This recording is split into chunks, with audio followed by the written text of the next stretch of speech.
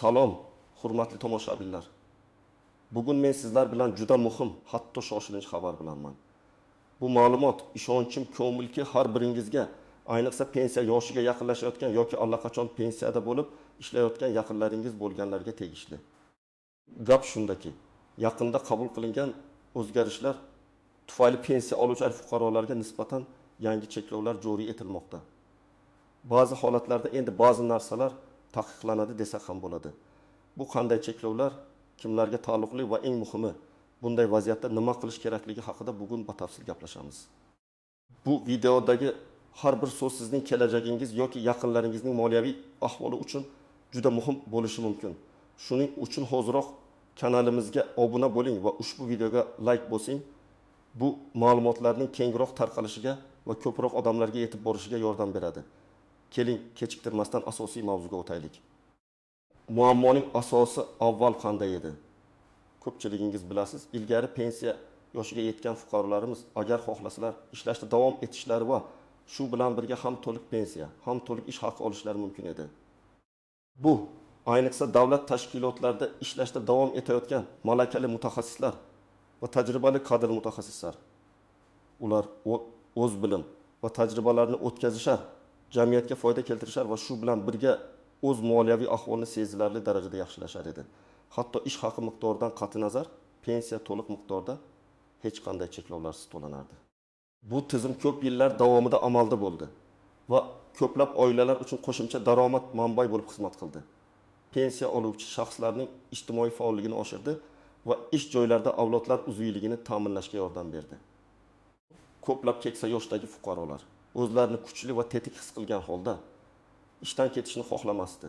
Chunki ish ularning hayotiga ma'no bag'ishlar va ularni jamiyatning to'laqonli a'zosi sifatida his qilishlariga imkon berardi. Ularning tajribasi va mas'uliyatli yondashuvi ko'pincha yosh kadrlarga nisbatan ustunlik berardi. Shuning uchun ko'plab davlat tashkilotlari ham pensionerlarni ishda saqlab qolishdan manfaatdor edi. Ammo endi vaziyat tubdan o'zgardi. Yaqinda qabul qilingan yangi qonun hujjatlari aniqroq aytganda, O'zbekiston Respublikasining fuqarolarning pensiya ta'minoti to'g'risidagi qonunchilikka kiritilgan o'zgartirishlar va qo'shimchalar to'g'risidagi qonuni yoki prezident farmoni 2024 yil oktyabrdan boshlab davlat tashkilotlarida ishlayotgan ayrim pensiya oluvchi fuqarolar uchun pensiya to'lash tartibiga jiddiy cheklovlar kiritdi. Endilikda agar siz pensiyada bo'lib davlat tashkilotida faoliyat yuritayotgan bo'lsangiz va sizning ish haqingiz ma'lum bir miqdordan yuqori bo'lsa, siz to'liq pensiya ola olmasligingiz mumkin. Bu yangilik asosan ijtimoiy adolatni ta'minlash, pensiya jamg'armasiga tushadigan yukni kamaytirish va yosh mutaxassislarga davlat sektorida ish o'rinlari yaratish maqsadida kiritilganligi aytilmoqda. Hukumatning fikricha, yuqori maosh olib, ayni paytda to'liq pensiya olish, ayniqsa davlat byudjeti hisobidan adolatsizlikka olib kelishi mumkin. Shu sababli endi davlat tashkilotlarida ishlayotgan pensionerlar uchun ham pensiya, ham ish haqi to'liq miqdorda degan qo'yda o'tmishda qoldi. Batafsil tahlil. Nimani bilishingiz kerak, endi bu o'zgarishlar nimani anglatishini batafsil ko'rib chiqaylik. Yangi qonunchilikka muvofiq pensiya oluvchi fuqarolar davlat tashkilotlarida ishlashda davom etsalar, ularning pensiyalarini to'lash tartibi quyidagicha o'zgaradi. Agar pensiya oluvchi davlat tashkilotida ishlasa va uning oylik ish haqi miqdori mamlakatda belgilangan minimal iste'mol xarajatlarining yoki minimal pensiyaning 2 barobardan oshsa, unga pensiyaning faqat evdin foizi to'lanadi. Agar oylik ish haqi miqdori minimal iste'mol xarajatlarining 5 barobardan oshsa, bu shaxsga pensiya to'lash to'liq to'xtatiladi. Keling, raqamlar bilan tushuntiraman. Faraz qilaylik, hozirda minimal iste'mol xarajatlari miqdori 6000 so'mni tashkil etadi. Bu shartli raqam aniq raqamlar uchun rasmiy manbalarga murojaat qilish kerak. Agar sizning ish haqingiz 600 ming so'mdan yuqori bo'lsa, ammo 200 ming so'mdan, ya'ni 2 barobaridan oshmasa, siz to'liq pensiya olasiz. Agar sizning ish haqingiz 200 ming so'mdan yuqori bo'lsa, ammo 30 ming so'mdan, ya'ni 5 barobaridan oshmasa, sizga pensiyangizning faqat yarmi to'lanadi. Masalan, agar sizning pensiyangiz 2000 million so'm bo'lsa, siz endi million so'm olasiz. Agar sizning ish haqingiz 30 ming million so'mdan oshsa, Sizga pensiya to'lash butunlay to'xtatiladi. Siz faqat ish haqingizni olasiz. Bu cheklovlar faqat davlat tashkilotlarida ishlayotgan pensionerlarga tegishli ekanligiga alohida e'tibor bering. Xususiy sektor, nodavlat notijorat tashkilotlari yoki o'zini o'zi band qilgan fuqarolar uchun bu qoidalar amal qilmaydi. Kim tashvishlanishi kerak? Birinchi navbatda davlat byudjeti hisobidan moliyalashtiriladigan yoki davlat ulushi 7% dan yuqori bo'lgan tashkilotlarda faoliyat yuritayotgan pensionerlar tashvishlanishi kerak. Bu ro'yxatga davlat korxonalari, muassasalari, vazirliklar, idoralar, maktablar, shifoxonalar, oliy o'quv yurtlari va boshqa shu kabi tashkilotlar kiradi. Ayniqsa, yuqori maosh oluvchi lavozimlarda, masalan, rahbarlar, bosh mutaxassislar, yuqori malakali muhandislar, professorlar va shu kabi lavozimlarda ishlayotganlar diqqatli bo'lishlari lozim. Kim tashvishlanishi shart emas. Xususiy sektorda ishlayotgan pensionerlar, agar siz xususiy firmada, masalan, xususiy korxonada, kichik biznesda, chet el kapitali ishtirokidagi korxonada yoki o'zini o'zi band qilgan holda faoliyat yuritayotgan bo'lsangiz, bu o'zgarishlar sizga ta'sir qilmaydi. Siz ham ish haqi, ham pensiyani to'liq miqdorda olishda davom etasiz. Davlat tashkilotlarida past maoshli lavozimlarda ishlayotgan pensionerlar, agar sizning davlat tashkilotidagi ish haqingiz yuqorida ko'rsatilgan chegaralardan past bo'lsa, masalan, minimal iste'mol xarajatlarining 2 barobaridan oshmasa, sizga ham pensiya to'liq miqdorda to'lanadi. Nogironligi bo'lgan pensiya oluvchilar, nogironligi bo'lgan shaxslarga beriladigan pensiyalar va nafaqalar uchun alohida qoidalar mavjud bo'lishi mumkin. Ammo umumiy qoida bo'yicha ular bu cheklovlardan istisno qilinishi ehtimoli yuqori. Biroq aniqlik kiritish uchun albatta pensiya jamg'armasi bilan bog'lanish lozim. Ayrim ijtimoiy ahamiyatga molik kasb egalari, qonunchilikda ba'zi kasb egalari, masalan, chekka hududlardagi shifokorlar, o'qituvchilar, ilmiy xodimlar uchun istisnolar ko'zda tutilishi mumkin, ammo bu aniq tartibga solinishi kerak. Keling, real hayotiy misollar orqali tushuntiraman. Birinchi misol, tashvishlanishi kerak bo'lgan holat. Tasavvur qiling. 65 yoshli Ivan Akramov O'zavtosanoat Ajayga qarashli davlat zavodida bosh muhandis lavozimida ishlaydi. Uning oylik maoshi 10 ming so'm. Uning pensiyasi esa 2500 ming so'm. Minimal iste'mol xarajatlari 600 ming so'm deb bo'lsak, 5 barobari 30 ming so'mni tashkil etadi. Ivan Akramovning maoshi bu chegaradan ancha yuqori. Yangi qonun kuchga kirgach, Ivan Akramovga pensiya to'lash butunlay to'xtatiladi. U faqat oylik maoshini, ya'ni 20 ming so'm oladi. Ivan Akramov uchun bu har oy 2.5 ming so'mlik daromadning yo'qolishini anglatadi. Bu uning oilaviy byudjetiga jiddiy ta'sir ko'rsatishi mumkin. Garchi uning ish haqi yuqori bo'lsa-da, bu qo'shimcha daromad ko'pincha uning ehtiyojlari va majburiyatlari uchun muhim edi. Endi u o'zining moliyaviy rejasini qayta ko'rib chiqishga majbur bo'ladi. Ikkinchi misol, kamroq tashvishlanish kerak bo'lgan holat. Gulnora Karimova 10 yoshda, u Toshkent viloyatidagi davlat maktabida boshlang'ich sinf o'qituvchisi bo'lib ishlaydi. Uning oylik maoshi 2500 ming so'm. Pensiyasi esa 1800 ming so'm. Minimal iste'mol xarajatlarining 2 barobari 2100 ming so'm, 5 barobar esa 30 ming so'm. Gulnora Karimovaning maoshi 1200 ming so'mdan yuqori, ammo 30 ming so'mdan past. Demak, unga pensiyaning faqat 2% to'lanadi. Ya'ni 1800 ming so'm pensiya o'rniga u endi 900 ming so'm pensiya oladi. Uning umumiy daromadi 2500 ming plus 900 ming, 3400 ming so'mni tashkil etadi. Bu ham uning moliyaviy ahvoliga ta'sir qiladi, lekin Ivan Akramovniki kabi keskin emas. U o'z ishini tashlab ketishi yoki ish yuklamasini kamaytirishi haqida o'ylashga majbur bo'ladi. Uchinchi misol, tashvishlanishi shart bo'lmagan holat. Ahmed Valiyev 63 yoshda, u xususiy yangi texnologiyalar MCJda dasturchi bo'lib ishlaydi. Uning oylik maoshi 40 ming so'm. Pensiyasi esa 2000 ming so'm. Ahmed Valiyev xususiy sektorda ishlayotgani sababli unga yangi cheklovlar ta'sir qilmaydi. U ham ish haqi, ham pensiyani to'liq miqdorda, ya'ni jami 10 ming so'm olishda davom etadi. Bu misol shuni ko'rsatadiki, davlat sektori va xususiy sektor o'rtasidagi farq juda muhimdir. 4-misol, alohida kasb egalari uchun istisno agar mavjud bo'lsa, faraz qilaylik, mamlakatning chekka hududlarida tibbiyot xodimlari tanqisligi mavjud. yangi qonunchilikda ushbu tanqislikni bartaraf etish maqsadida, masalan, tibbiyot fanlari akademiyasi tarkibidagi ilmiy tadqiqot institutlarida faoliyat yurituvchi professorlar yoki chekka qishloq shifoxonalarida ishlayotgan shifokor pensionerlar uchun pensiya cheklovlaridan istisno qilish ko'zda tutilgan. Iddim yoshli Dilshod Rahmatov Andijon viloyatining O'lis qishlog'idagi davlat shifoxonasida jarroh bo'lib ishlaydi. Uning oylik maoshi 4000 ming so'm, pensiyasi esa 2200 ming so'm. Agar u ushbu istisno toifasiga kirsa, Dilshod Rahmatov ham ish haqi ham pensiyani to'liq miqdorda olishda davom etishi mumkin. Bu davlatning ma'lum bir ijtimoiy ehtiyojni qondirishga qaratilgan siyosati hisoblanadi. Ammo bunday istisnolar har doim qonunchilikda aniq belgilab qo'yilgan bo'lishi shart. Bu misollar sizga vaziyatni aniqroq tushunishga yordam beradi degan umiddaman.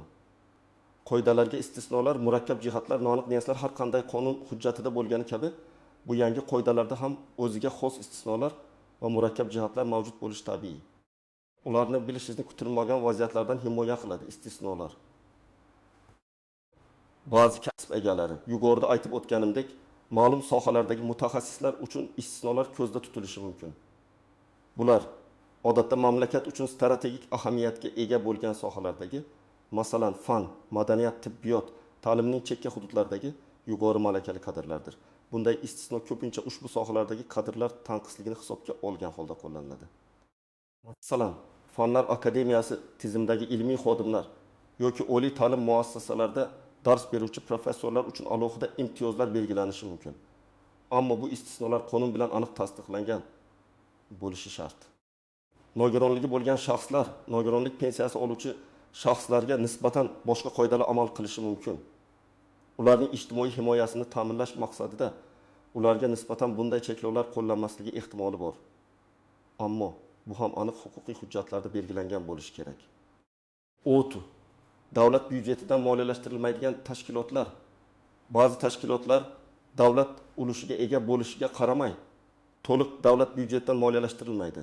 Masalan, o'zini o'zi qoplaydigan davlat korxonalari. Ulardagi ishchilar uchun ham bu qoidalar biroz yumshoqroq bo'lishi mumkin, ammo bu aniq yuridik tahlilni talab qiladi. Murakkab jihatlar va noaniq niyatlar. 1. Ish haqi qanday hisoblanadi? Qonunchilikda ish haqi deganda faqat asosiy maosh nazarda tutiladimi? Yoki unga ustamalar, qo'shimcha to'lovlar, mukofotlar va boshqa rag'batlantiruvchi to'lovlar ham qo'shiladimi? Odatda bunday holatlarda barcha daromadlar jamlanadi, ammo bu ham aniq izohni talab qiladi. Agar barcha daromadlar hisobga olinsa, pensiyaning chegara chizig'iga tezroq yetib borish ehtimoli ortadi. 2. Yarim stavkada ishlash. Agar pensioner davlat tashkilotida yarim stavkada ishlasa va uning oylik maoshi ancha past bo'lsa, u ham ushbu cheklovlar doirasiga tushadimi? Odatda ish haqi miqdori muhim, ish stavkasi emas. Ammo ba'zi hollarda, masalan, o'qituvchilar uchun stavkaga qarab me'yorlar belgilanishi mumkin. Bu ham vaziyatga qarab o'rganilishi kerak. Bir nechta ish joyida ishlash. Agar pensioner davlat tashkilotida yarim stavkada va xususiy tashkilotda to'liq stavkada ishlasa, qanday bo'ladi? Ushbu holatda davlat tashkilotidagi ish haqiga nisbatan cheklovlar qo'llanadi. Xususiy sektordagi daromadga esa tegilmaydi. Ammo agar ikkita davlat tashkilotida ishlansa, ikkala ish haqi ham jamlanishi mumkin. Bu esa yuqori chegaraga tezroq yetishga olib keladi. 4. Cheklovlarning joriy etilish sanasi va oldindan ogohlantirish. Qonun 2024 yil oktyabrdan kuchga kirishi kutilmoqda. Lekin bu o'zgarishlar haqida pensionerlarga oldindan qanchalik to'liq ma'lumot berilgan? Ish beruvchilar o'z xodimlarini bu haqda xabardor qilishga majburmi? Afsuski, ko'pincha bu kabi ma'lumotlar keng jamoatchilikka yetarlicha yetib bormaydi. Bu esa keyinchalik ko'plab savollarga va tushunmovchiliklarga sabab bo'ladi.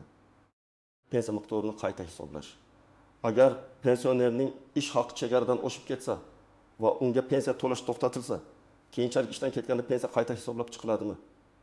Bunday holatlarda odatda ishdan ketganidan so'ng to'lanmagan davrlar uchun pensiya miqdori qayta ko'rib chiqilishi yoki ko'paytirilishi mumkin. Ammo bu ham qonunchilik bilan aniq belgilangan bo'lishi lozim. Bu kabi noaniq jihatlar har doim fuqarolar tomonidan chuqur o'rganilishini talab qiladi.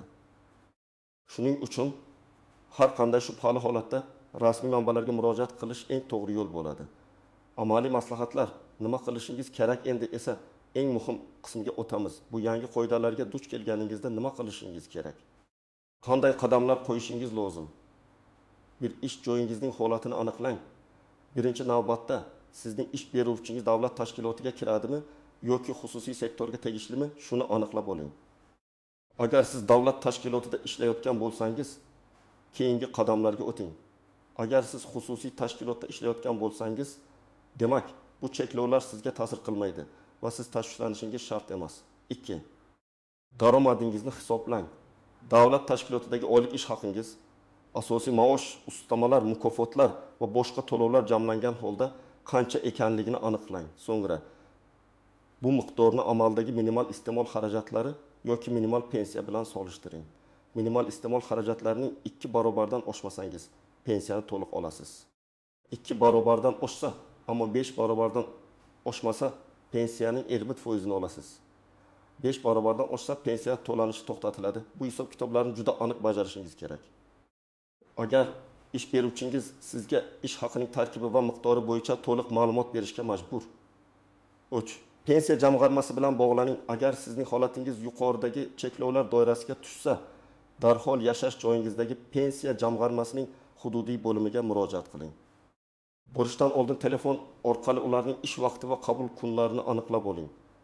Ular sizga sizning shaxsiy holatingizga nisbatan qanday qoidalar amal qilishini aniq tushuntirib berishlar kerak. 4. Kerakli hujjatlarni tayyorlang. Pensiya jamg'armasiga murojaat qilganingizda quyidagi hujjatlar sizga kerak bo'lishi mumkin. Fuqarolik pasporti yoki ID karta, pensiya guvohnomasi, mehnat daftarchasi yoki elektron mehnat daftarchasidan ko'chirma. Oxirgi 6 yoki 12 oylik ish haqi to'g'risidagi ma'lumotnoma ish joyingizdan olasiz. Bu ma'lumotnoma ish haqingizning to'liq tarkibini, jumladan asosiy maosh, ustamalar va mukofotlarni ko'rsatish kerak. Ish joydan ma'lumotnoma ish beruvchi tashkilot turi, davlat yoki xususiy ekanligi haqida. 5. Qo'shimcha variantlarni ko'rib chiqing. Vaziyatingizga qarab siz bir nechta variantlarni ko'rib chiqishingiz mumkin. Ish yuklamasini kamaytirish. Agar sizning ish haqingiz pensiya to'lovi chekloviga yaqin bo'lsa, ish beruvchingiz bilan kelishgan holda ish yuklamasini, masalan, stavkani kamaytirish orqali ish haqingizni pasaytirish imkoniyatini ko'rib chiqing. Bu sizga pensiyaning ma'lum bir qismini saqlab qolishga imkon berishi mumkin. Xususiy sektorga o'tish, agar imkoniyatingiz bo'lsa va tajribangizga mos ish topa olsangiz, xususiy sektorga o'tishni ko'rib chiqing. Bu sizga ham ish haqi, ham pensiyani to'liq miqdorda olish imkonini beradi. Ishdan ketish, agar ish haqingiz pensiyangizni butunlay bekor qilsa va siz ish haqingizdan ko'ra pensiyangizga ko'proq muhtoj bo'lsangiz, ishdan ketishni jiddiy o'ylab ko'rishingiz mumkin. Bu albatta shaxsiy qaror bo'lib, moliyaviy holatingizni to'liq tahlil qilishni talab etadi. Yuridik maslahat olish. Agar vaziyatingiz murakkab bo'lsa yoki sizga qonun hujjatlarining noaniq joylari tushunarsiz bo'lsa, malakali yuristga murojaat qilishdan tortinmang. U sizning huquqlaringizni himoya qilishda va eng to'g'ri yechimni topishda yordam beradi. Qanday murojaat xati yozish kerak? Pensiya jamg'armasiga murojaat qilganingizda o'zingizning holatingizni tushuntirib, yozma ariza bilan chiqishingiz maqsadga muvofiq. Mana shunday xatning namunasi O'zbekiston Respublikasi Pensiya jamg'armasi viloyat tuman bo'lim boshlig'iga ramelga. Ismi, shar harfingiz, tug'ilgan yilingiz, pasport seriya va raqamli yashash manzilingiz, telefon raqamingiz. Ariza men, familiya, ismi, sharifingiz, tug'ilgan yilingizda tug'ilganman va pensiya guvohnomasi, raqamli pensiya guvohnomasiga ega bo'lgan pensiya oluvchiman. Hozirda men tashkilot nomi davlat tashkilotida lavozimingiz lavozimida faoliyat yuritaman.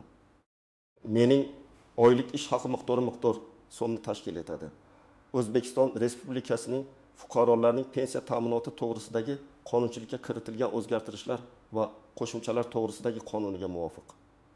Davlat tashkilotlarida ishlayotgan pensiya oluvchilar uchun pensiya to'lash tartibiga yangi cheklovlar kiritilganligi munosabati bilan sizdan mening pensiya to'lovim qanday tartibda amalga oshirilishi, menga nisbatan qanday cheklovlar qo'llanilishi yoki qo'llanilmasligini yozma ravishda tushuntirib berishingizni so'rayman.